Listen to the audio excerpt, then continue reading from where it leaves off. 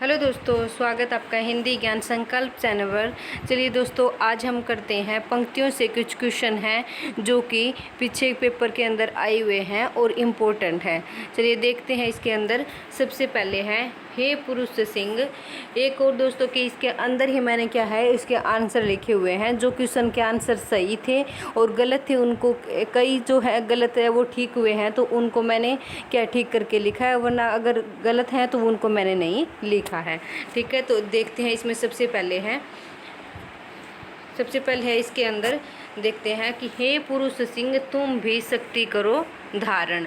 हे पुरुष सिंह तुम भी वह शक्ति करो धारण। निराला की राम की शक्ति पूजा में ये कथन है। किसका है? निराला की राम की शक्ति पूजा कविता है, उसके अंदर से क्वेश्चन उठाया है। तो उसमें ये पूछा है कि ये किसके कथन थे। और पीछे नेट के अंदर भी एक क्वेश्चन है। ये क्वेश्चन तो आरपीएससी का जो असिस्टेंट प्रोफेसर का पेपर हुआ अभी 2024 के अंदर, तो उसमें से क्वेश्चन पूछे गया है। तो उसमें पूछा गया, एक पहले नेट के अंदर भी पूछा गया था। तो इसके अंदर आ जाएगा जामवंत का। जामवंत का कथन था कि राम को बोला था कि तुम भी वो शक्ति का पूजन करके शक्ति को अपनी ओर अपनी की साइड कर लीजिए।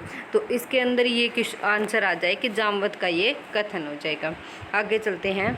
आगे इसमें पृथ्वीराज रासो में पद्मावती समय में जो पद्मावती समय प्रथम, एक तो पद्मावती का जो हमारे लगा हुआ है जयसी का पद्मावती का नागमती और पद्मावती वियोग खंड है उसके अंदर, और एक इसके अंदर पृथ्वीराज रासो के अंदर भी पद्मावती समय लगा हुआ है।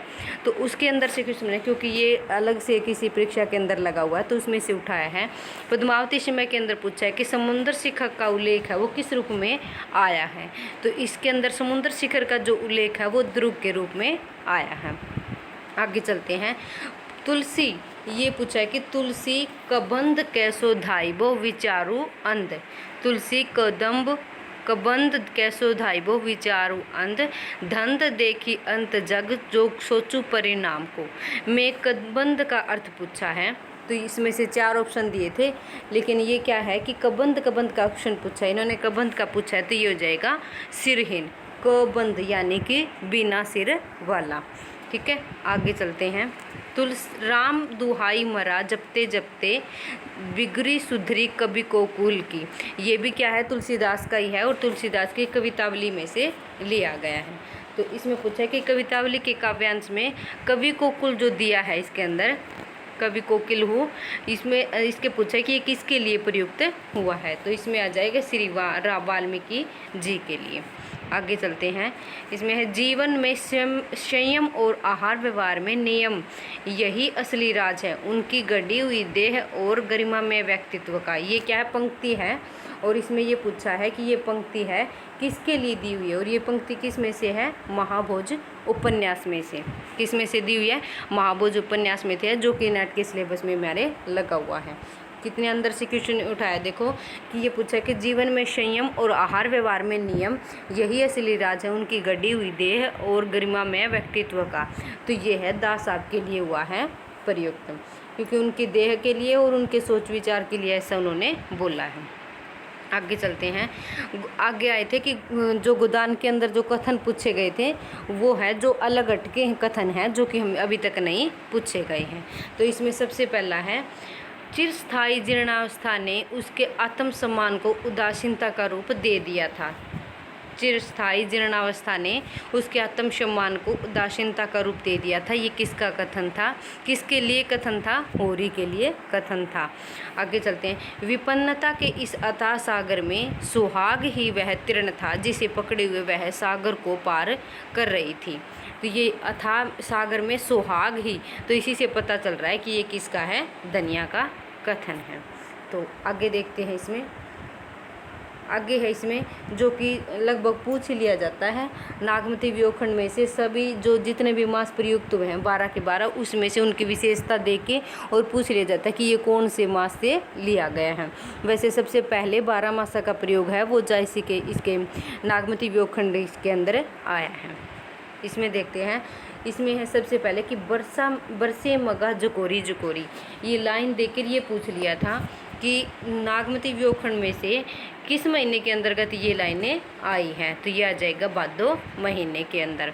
और अलग अलग सभी की एक एक लाइनें हैं, वो उनकी सभी महीनों की विशेषता के स्वरूप आई है, तो वो उनको ध्यान रखनी है, उनको पेपर के अंदर पूछ ली जाती है। भादों का भी है और फाल्गुन का भी है, सावन का है, जो कि एक इम्पोर्टेंट बात है कि इसका ये पूछा जाता है कि नागमती व्यूखंड है वो सबसे पहले कौन से मास से शुरू होता है, तो ये हो जाएगा आषाढ़ मास से। ठीक है, नागमती व्यूखंड है वो आषाढ़ मास से शुरू होता है। मारा ओलंगिया घर आयोजी में मीरा द्वारा किसे बुलाने की कामना की गई है। ये पंक्ति किसकी है, इसी से पता चल रहा है कि ये किसकी है, मीराबाई की है। तो इसमें पूछा है कि जो ओलंगिया है उसका किसके प्रति किसका प्रयोग, किसके लिए प्रयोग किया गया है ओलंगिया, तो ये प्रवासी के लिए भी है, कृष्ण के लिए भी है और प्रियतम के लिए। ठीक है, ये तीनों ओलंगिया है जो किसका प्रयोग किया गया है, तो प्रवासी के लिए भी, कृष्ण के लिए, प्रियतम के, तीनों के संकेतिक अर्थ हैं ये कि ओलंगिया को किस किस के थ्रू बोला गया है। आगे चलते हैं। यह नहीं रहा नर वामन का राक्षस से रण। इसमें राम की सत्य पूजा का एक कथन है और ये पूछा है कि ये कथन किसका है। तो इसमें सबसे पहले ये देखेंगे कि ये कथन किसके बारे में बोला गया और किसके लिए बोला, तो वहीं से विचार लगा सकते हैं कि ये किसका कथन है। ये हो जाएगा राम का। आगे चलते हैं। हम तो कहने केली की भूखी, सूरदास देखी दृढ़ता गोपिन की उधो, यह व्रत पायो।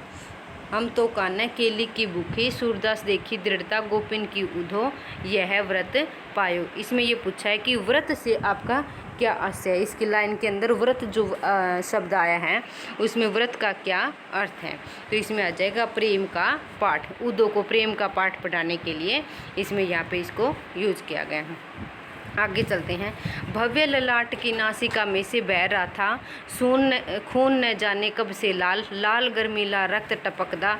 ये लाइनें जो है ये मुक्तिबोध के अंधेरे में से ली गई हैं। तो इसमें ये पूछा है कि अंधेरे में कविता में ये पंक्तियां हैं वो किसके बारे में की कही गई हैं, तो ये आ जाएगा तिलक के बारे में। देखो कितना अच्छा क्वेश्चन बनाया है यहाँ से कि ये पंक्तियां हैं वो किस व्यक्ति के बारे में की गई है, तो ये हो जाएगा तिलक के बारे में। आगे हैं, आगे भी अंधेरे में से क्वेश्चन है। पूछती है वह कौन है। ये लाइनें हैं बहुत ही प्रसिद्ध लाइनें हैं। तो इसमें ये पूछा गया है कि जब ये बोलती हैं पूछती है वह कौन, तो इसमें अंधेरे में प्रयुक्त प्रश्न है वो इनसे कौन पूछता है। पूछती है ये यहाँ से पूछा है कि ये क्वेश्चन है उसको कौन पूछता है, तो इसमें आ जाएगा हृदय की धक धक है वो ये क्या है, क्वेश्चन पूछती है। ठीक है, आगे चलते हैं। घिर रहे थे घुंघराले बाल अंश अवलंबित मुख के पास, नील घन शावक से सुकुमार सुधा भरने को विधु के पास।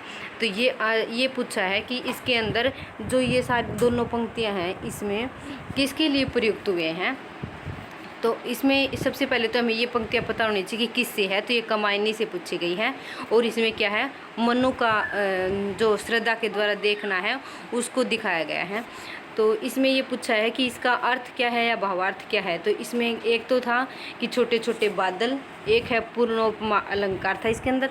पूर्णोपमा अलंकार है उसके अंदर क्या है उपमा के जितने भी जो है शाखाएं हैं, यानी पूर्णोपमा के अंदर उपमा उपमेय और उपमान तीनों है वो पूर्ण रूप से प्रयोग किए जाएंगे। तो वहाँ पे क्या होगा पूर्णोपमा अलंकार होगा, यानी कि एक भी चीज़ इसके अंदर मिस नहीं होनी चाहिए, तो वहाँ पे क्या होगा पूर्णोपमा अलंकार होगा। तो इसमें क्या है छोटे छोटे बादल। ठीक है, घन शावक का मतलब इसके अंदर क्या है छोटे छोटे बादल। ठीक है, ये घन शावक आया है उसमें क्या छोटे छोटे बादल। ये पूर्णोपमा अलंकार इसके अंदर सभी के अंदर हो गया। और कंधे से नीचे तक लटकते हुए बालों का वर्णन है, तो ये बाल अंश। ठीक है, अंश मतलब कंधा। ठीक है, गिर रहे थे घुंघराले बाल अंश अवलंबित मुख के पास। तो इस पंक्ति का अर्थ है कि घुंघराले बाल थे वो कंधे तक आ रहे थे और अवलंबित मुख के पास। ठीक है, मुख से नीचे तक कंधे के पास से गिर रहे थे। तो अंश का मतलब यहाँ पे क्या है कंधा है। तो ये थे, तभी इन्होंने ये ऑप्शन दिया है कि कंधे से नीचे तक लटते हुए बालों का वर्णन है। तो दोस्तों ये थे छोटे छोटे क्वेश्चन जो कि पंक्तियों से बने हुए हैं और ये क्वेश्चन मैंने खुद ने नहीं बनाए हैं, ये कहीं ना कहीं किसी की कृषि परीक्षा में आए हुए हैं। तो दोस्तों ये थी वीडियो। आज अगर आपको हमारी वीडियो पसंद आती है तो चैनल को लाइक करें, शेयर करें और सब्सक्राइब ज़रूर करें। थैंक यू दोस्तों।